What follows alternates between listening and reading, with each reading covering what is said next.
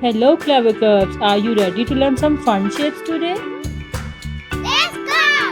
This is square. It has all same sides, like a gift box. Wow, here's another triangle. It has three sides and three corners. Yummy! Like a slice of pizza. This is a circle. It's round and smooth, no corners at all.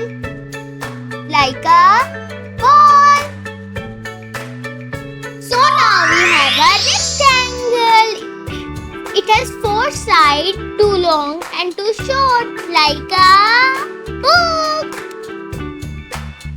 Wow, we have a star. It has 5 points, just like a star in the sky.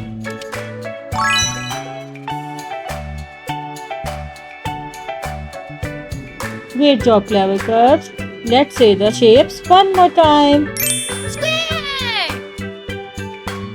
triangle, circle, rectangle, star. Don't forget to like, share and subscribe. Bye bye.